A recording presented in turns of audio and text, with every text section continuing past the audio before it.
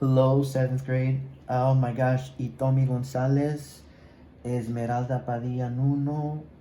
Oh my gosh, Yuretsi Medina, Adan Chavez, I believe. Oh my gosh, you guys your work is so amazing. I love it. Adan, you're done with, Adan and Yuretsi are done with Mexico. I actually asked Yuretsi to focus a little bit on her papel picado. She included papel picado and quite a few things in her drawing.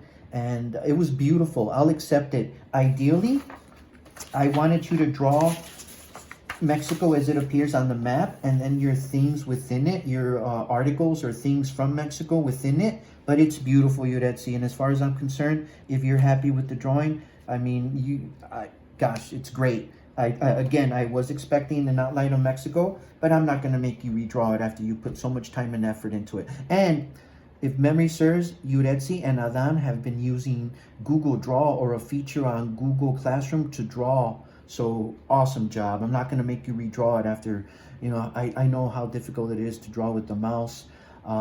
Again, or just with your cursor pad or your mouse pad. So again, good job. And so let's say you're done. Well, let's say you're satisfied, Yuretsi. You don't want to go on ahead and create the outline of Mexico as it appears on the map. I suggested to Miss Nuno, Esmeralda Padilla Nuno, if memory serves, to focus on Australia. Her drawing was beautiful. You guys put me to shame. That's why when you guys are sweet. Many of you are so sweet, and you say to me, Mr. Ruiz, you're so talented. No, you're the talented one. You guys are the talented ones, I should say. You should see Esmeralda's work. It's so beautiful. Her outline of her map, her drawing of Australia as it appears on the map. It's just so amazing. So you're done, Esmeralda. Now, I also want to give a big shout out, as I said, to Itomi Gonzalez. Itomi Gonzalez did Mexico. She took on her Everything Mexico. Amazing job.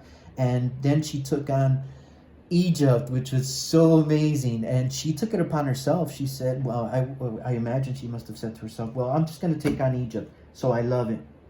Now, what do I suggest to Esmeralda and Itomi? I believe I emailed you guys, or I texted you guys, or actually emailed, I'm sorry, via Google Classroom, I'm sorry. So I emailed you guys, and I said something, I believe I typed something to the effect of, the next country is your choice. Now, if you're a little hesitant, or more to the point, if you don't have a country in mind, and don't forget, there's so many countries in the world that you can choose from, and you can learn a little bit about their culture by taking something like this on, or a project of this nature. You can learn a little bit about what's happening in that country, or the culture, I should say.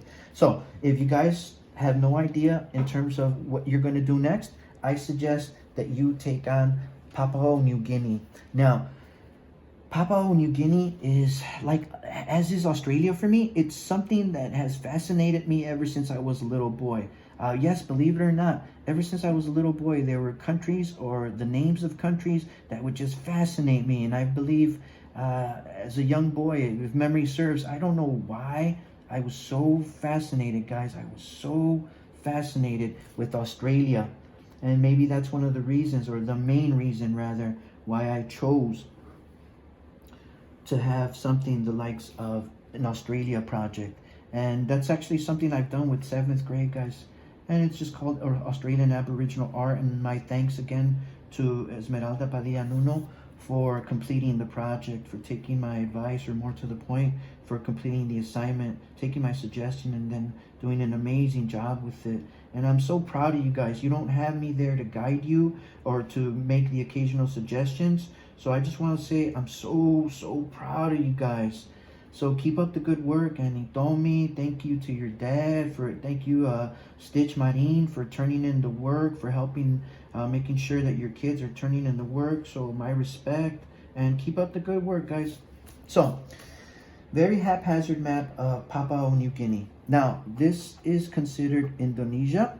It's basically, this island nation is basically split in half. And Indonesia claims the western part.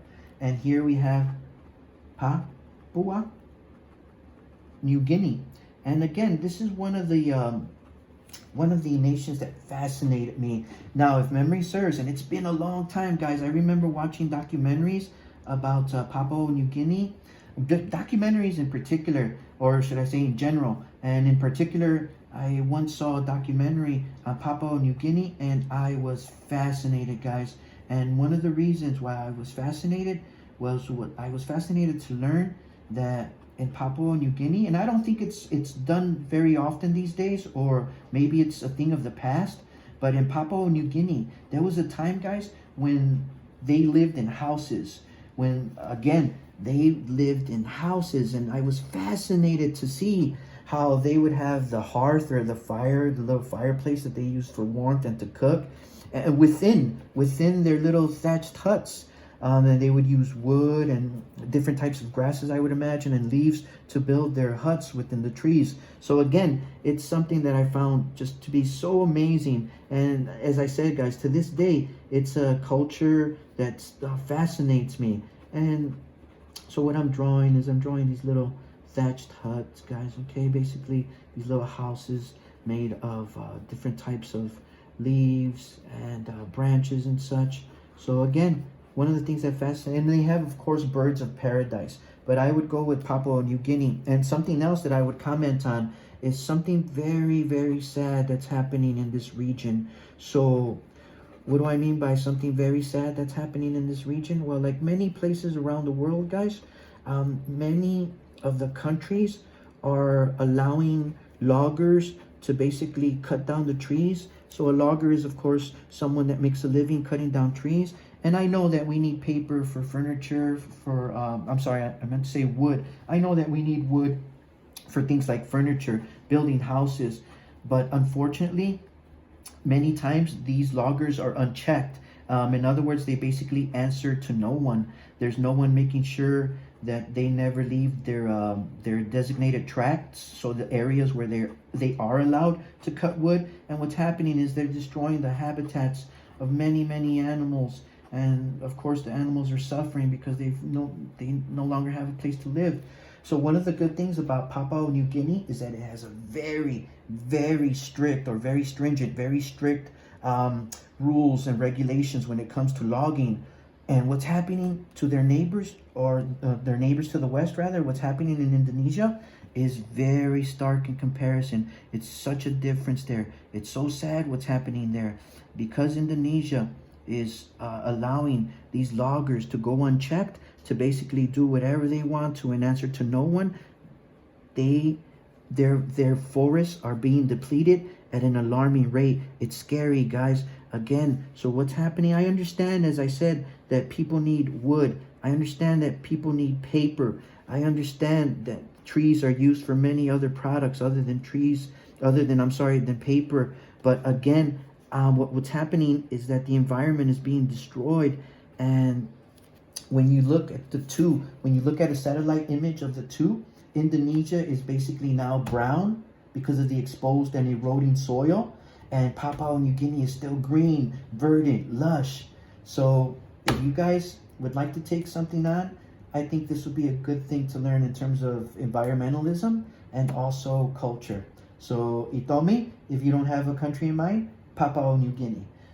Esmeralda, if you don't have a country in mind, Papua New Guinea. Same for Yuretsi. I insist on you and Adan focusing on Australia. Okay, guys? So, draw Australia as it appears on the map, guys.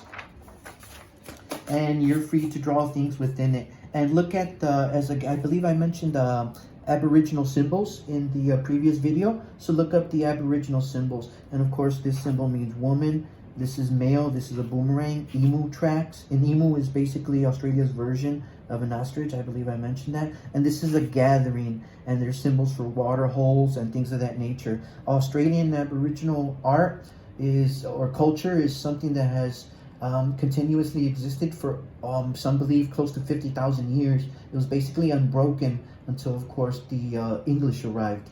And of course, Australia was later colonized by the English. And a lot of their culture has been wiped out. And I use the term wiped out because it was purposely done. But I'll stop there. So, Alan, Yuretsi, Australia, if you're done with everything, Mexico. Okay, guys, be happy, be safe, and I'll talk to you guys later.